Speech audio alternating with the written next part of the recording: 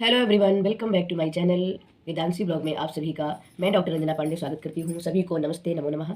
तो आज हमें शिशुपाल वधम की सूक्त बहुत ही इंपॉर्टेंट सूक्तियाँ पढ़नी है। देखिए, पीजीटी के सिलेबस में मैंने उस दिन कहा था कि मुझसे एक छोटी सी त्रुटि हो गई थी। मुझे ऐसा लग रहा था कि इसमें पूरा ही शिशुपाल वधम है, लेकिन हमारे पीजीटी के सिलेबस में, संस्कृत के पीजीटी के सिलेबस में सिर्फ प्रथम ही है, प्रथम सर्ग ही हमको पढ़ना है। तो ये तो बहुत ही अच्छी बात है, लेकिन फिर भी जब प्रथम सर्ग ही पढ़ना है, लेकिन इसकी पूरी कहानी तो हमें पता ही होती है। तो वो मैं काफ़ी हद तक काफ़ी जानकारी हम लोग ले चुके थे फर्स्ट वीडियो में। अब नेक्स्ट वीडियो में जो इसकी बहुत सारी इंपॉर्टेंट सूक्तियाँ हैं और प्रथम सर्ग में काफ़ी है। तो और दूसरी बात यह है कि ये सूक्तियाँ ही हमारे अलंकारों में भी आ जाती है, इन्हीं साहित्य से ही सूक्तियाँ आ जाती है। तो हम थोड़ा सा इग्नोर करें, मेरा गला काफ़ी ख़राब है, स्वास्थ्य अच्छा नहीं है, इसीलिए वीडियो जल्दी जल्दी बना नहीं पा रही हूँ, क्योंकि जब से हम लोग कुंभ से आए हैं तब से गले की बैंड बज गई है। Good morning. लल्ला जग गए का? अभी थोड़ी देर खेलेंगे, अगर हम बात करेंगे ना तो फिर आ जाएंगे। तो चलिए हम लोग पहले अपने थोड़ी सी पीछे का बैकग्राउंड देख लेते हैं कि पीछे उस दिन हम लोगों ने क्या बात की थी, कहाँ पे छोड़ा था। हाँ भैया, थोड़ी सी हम बात कर लें, उसके बाद फिर हम लोग, हाँ ऐसी नाक की, हाँ, नाक में देख लो क्या हो गया है। बस कुछ नहीं हुआ, सब ठीक है नाक। हाँ, देखा जगन निवासो वसुदेव सदमनि। क्या है बेटा? श्री कृष्ण अनियो नामो लेख माते भगवत कृष्ण अन्य। तो ये था मंगलाचरण कि इसमें हिरण गर्भांक मुनि जो है, इसमें जो विशेषण है वो नारद मुनि के लिए कहा गया है, और वसुदेव सदमनि श्री कृष्ण के लिए कहा गया है, श्रियापति श्रीमती ये विष्णु जी के लिए कहा गया है, शासितुम जगत, जगत को धारण करने वाले, और वसंत ददर्शा वसंतम अविरद्धम, उतरते हुए उन्होंने आकाश से उतरते हुए देखा। बस इसमें 4 ही लाइन है। तो ये था, और कुछ विशेषण इसमें नारद जी के और श्री कृष्ण के बहुत ही इंपॉर्टेंट है। जैसे नारद जी को कहा जाता है अक्षय कोश, और नारद जी गोरे थे और हमारे श्री कृष्ण सांवले रंग के थे। देखिए, ये कथा तो शिशुपाल वधम की सबको पता होगा कि प्रथम सर्ग में सिर्फ यही कथानक हमको पढ़ना है कि नारद जी आते हैं और आकर के इंद्र का संदेश देते हैं, क्योंकि युधिष्ठिर जी ने इंद्र जी को ये पूरा कार्यभार सौंपा है कि आप सब जगह सूचना पहुंचाइए उनके यहाँ जो यज्ञ हो रहा है।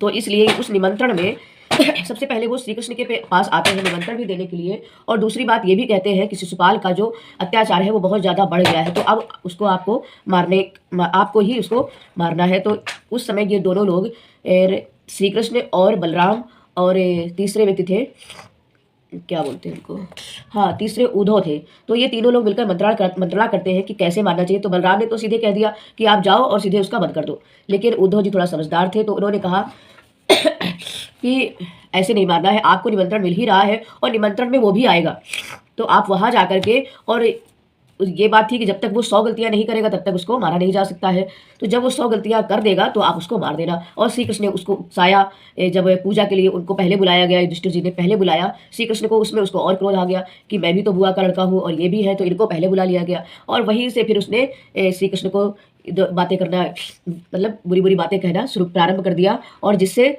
उसकी 100 गलतियां हो गई और श्री कृष्ण ने उसका संहार कर दिया। तो सिर्फ हमको प्रथम सर्ग में इतनी ही बात पढ़नी है कि नारद जी आते हैं, अपनी बात रखते हैं, और ये मंत्रणा होती है कि कैसे उसको मारा जाए, यानी कि बलराम और उद्धव की तीनों लोगों की मंत्रणा होती है। बस इतना ही हमको पढ़ना है। तो प्रथम सर्ग में काफ़ी अच्छी सूक्तियाँ हैं।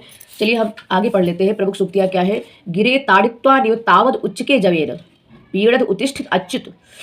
गिरे ताड़ित्वा निव, मतलब जब ऊपर से नारद जी आ रहे हैं, उच्चके जवेन, जवेन वेग से उत्तिष्ठ, खड़े हो गए। कौन खड़े हो गए? पीठात, अपने आसन से श्री कृष्ण जी खड़े हो गए अपने आसन से। गिरे ताड़ित्वारिव तावद उच्चके जवेन, जवेन वाले वेग से, पीठात उत्तिष्ठत अच्युत, उठ खड़े हो गए अपने आसन से श्री कृष्ण। दूसरा है गृहानुपेतुम प्रणयाद भीत्सवो भवन्ति नापुण्य कृता मनीषणः। बड़ी अच्छी सुक्ति लगी थी मुझे ये। कहते हैं गृहानुपेतुम, घर जाने के भीत्सविक उत्सुक नहीं होते हैं। इस सुक्ति को मैंने अपनी दीवार में लिख करके भी टांगा था कि कहते हैं जो विद्वान लोग होते हैं, ना पुण्य कृताब मनीषणः, जो लोग पुण्य नहीं करते हैं, जो लोग अच्छे कार्य नहीं करते हैं, उनके यहाँ विद्वान लोग गृहानुपेतुम, घर जाने के इच्छुक नहीं होते हैं। इसलिए हमें अच्छे ही कार्य करने चाहिए। तीसरा है महानील शिलारुचा पुरो निषे दीवार कंस कृशः सा विहतरे। कंस को खींचने वाले वो श्री कृष्ण। ये देखिए इनका विशेषण आ गया, महानील शिलारुचा, इंद्र नील मणि के समान।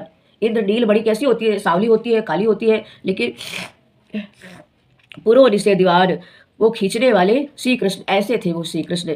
फिर है रथांग पाणे पटले निरोचिसाम, रथांग पाणे, रथांग पाणे, रथांग पाणे यानी कि सांवले कलर के थे।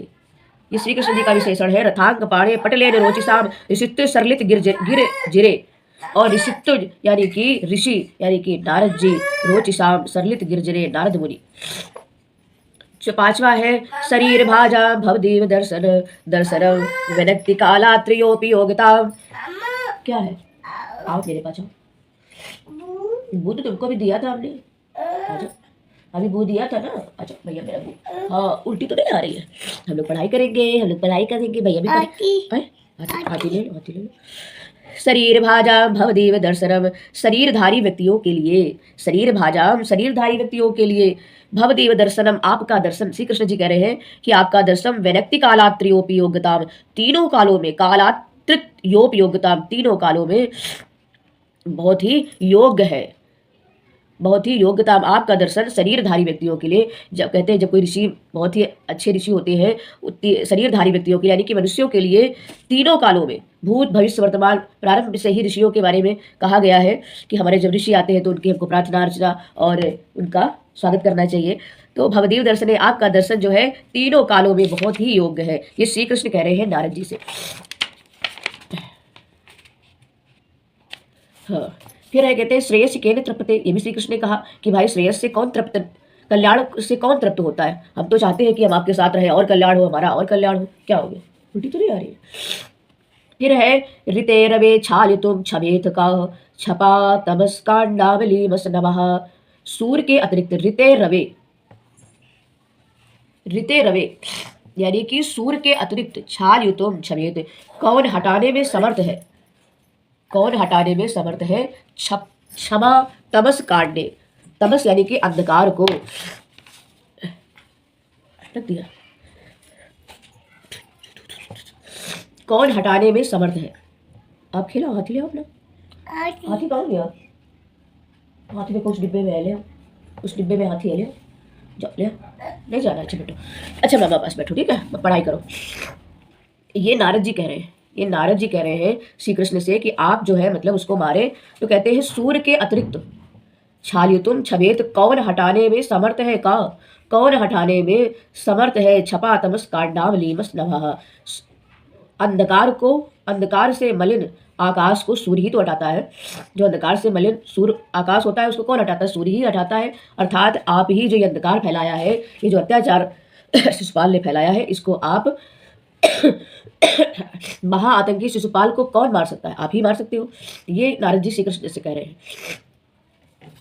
फिर कहते हैं कि शिशुपाल जो है बहुत ही बलवान था, लेकिन जब उसके पाप पूरे हो गए तो फिर उसको मारा गया। तो कहते हैं समय एवं करोति बलाबलम, समय ही करता है क्या, बलवान भी करता है और निर्बल भी बना देता है। कोई व्यक्ति एक समय बहुत धनवान होता है और कुछ समय बाद निर्धन हो जाता है, तो ये सब समय का खेल है। तो बड़ी ही सुंदर सूक्ति है, समय एवं करोति बलाबलम, समय एवं करोति बलाबलम, समय ही करता है बलवान और निर्बल। विभाव विभिभी भावो विभा भवी, अरे वाह, इसमें तो वाह और भा बार बार आ गया, तो इसमें अनुप्रास अलंकार आ गया है ना। इसमें ये विभाव विभिभी भावो विभा भावी, ठीक। फिर है नालंबते दृष्टि कथा न निषेधपि पौर से, क्या बोलो? हाँ, कहाँ चले? ठीक है, नालंबते देष्टि कथा न निषेधति पौर से, शब्दार्थो सत्कलीरे द्वय विद्वानम अपेक्षते। भाग और प्लस, हाँ बेटा, ना लंबते देष्टि कथा भाग, ना अलंबते देष्टि कथा यानी कि भाग, और ना निषेधपि पौरुषे, पौरुष यानी कि मेहनत, भाग प्लस मेहनत। हाँ बेटा, कहाँ चले बताओ, कहाँ चले? हम तुम्हारा इशारा समझ रहे हैं। मोबाइल नहीं मिलेगा आपको, अभी हम काम कर रहे हैं ना। अभी चल रहे, ठीक, बाबू को चीज देंगे, चीज खानी है आपको, अभी चल रहे। कहते हैं भाग और प्लस मेहनत। आगे व्यक्ति अगर भाग पर ही सब छोड़ दे कि हमारा भाग ही साथ नहीं दे रहा है तो हम पास नहीं हो रहे, ये नहीं कर रहे, हमें मेहनत भी करनी पड़ेगी। तो भाग और प्लस मेहनत दोनों से कार्य सिद्ध होते हैं। जिस प्रकार से शब्दार्थो सत कवि रिपि, शब्द और अर्थ से दोनों से, द्वयम विद्वानम अपेक्षिते, शब्द और अर्थ से ही विद्वान कवि जो है वो विद्वान कहलाते हैं। अगर वो सिर्फ शब्द की ही जानकारी ले ले और अर्थ की जानकारी ना ले तो ऐसा नहीं बन पाएगा, दोनों की जानकारी होनी चाहिए। तो इसमें देखिए उपमा अलंकार में दिखाई दे रहा है। ठीक है, अब नौ पलाश पलाश वनम पुरा, ये तो बहुत पुराना अलंकार है, इसमें सूक्ति है। इसमें यमक अलंकार है, नौ पलाश पलाश वनम पुरा। हाँ, प्रतिकूलात उपगते ही विधौ चंद्रमा और भाग श्लेष अलंकार शिशुपाल वधम। बृहत सहाय कायंति छोदी यानपि गच्छति। बृहत सहाय, हाँ बेटा, बृहत सहाय कायंति छोदी यानपि गच्छति।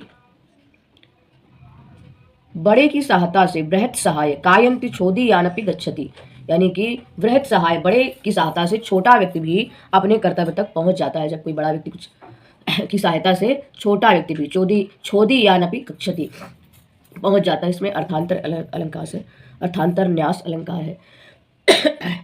महियासः प्रकृत्या मित भाषण, महियासा प्रकृत्या मित भाषण, मित भाषण यानी कि कम बोलने वाला व्यक्ति। जो महान व्यक्ति स्वभाव से ही कम बोलने वाले होते हैं।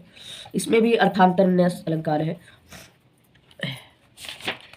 और भी इंपॉर्टेंट युक्तियां हैं। सदा अभिमानयिक धना ही मानिना, इसमें रूपक अलंकार है। सदा अभिमानयिक धना, नारद जी श्री कृष्ण से कह रहे हैं क्योंकि जो सम्मानीय या मानी व्यक्ति एकमात्र अभिमान रूपी वाले होते हैं। सदा अभिमानयिक धना ही मानिना। देखिए रावण जो क्या था, उसको अभिमान ही तो था। रावण ऐसा तो था नहीं कि ज्ञानी नहीं था, वो ज्ञानी था।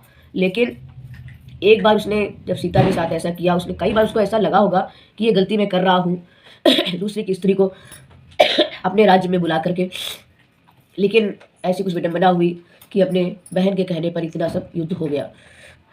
तो कहते लेकिन वो सब उसने क्यों किया, क्योंकि उसने अपने अभिमान की वजह से।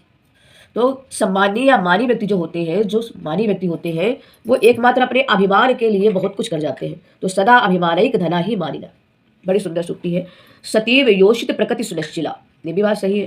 पुमांसम अभ्येति भवांतरेषु अपि, ये भी नारद जी श्री कृष्ण से कह रहे हैं कि सतीव योषिति, सतीव यानी कि जो सती यानी कि पतिव्रता जो स्त्री होती है, योषित माने स्त्री होता है। प्रकृति सुनिश्चिला, समान स्थिर स्वभाव वाले व्यक्ति दूसरे जन्म में भी उसी स्वभाव को प्राप्त करते हैं। जैसे पतिव्रता स्त्री जो होती है वो दूसरे जन्म में भी अपने ही पति, उसी पति को प्राप्त करती है। उसी प्रकार जो जिस स्वभाव के व्यक्ति होते हैं, अच्छे स्वभाव के हैं या दुष्ट स्वभाव के हैं, जिस स्वभाव के हैं। हाँ बेटा, दाना खाया, खा लो, खा लो। वो दूसरे जन्म में भी वैसा ही उनका स्वभाव रहता है। जैसे हिरण्यकश्यप था, रावण बना, और रावण के बाद ये शिशुपाल बना, लेकिन इसका स्वभाव नहीं बदला, ये जनता को पीड़ित करने का ही काम करता रहा। तो ये होता है सतीव स्त्री। जैसे पतिव्रता स्त्री अपने दूसरे जन्म में उसी पति को प्राप्त करती है क्योंकि वो पतिव्रता है। और उसी प्रकार जो जिस स्वभाव का होता है वो दूसरे जन्म में भी, तीसरे जन्म में भी उसी स्वभाव को प्राप्त करता है।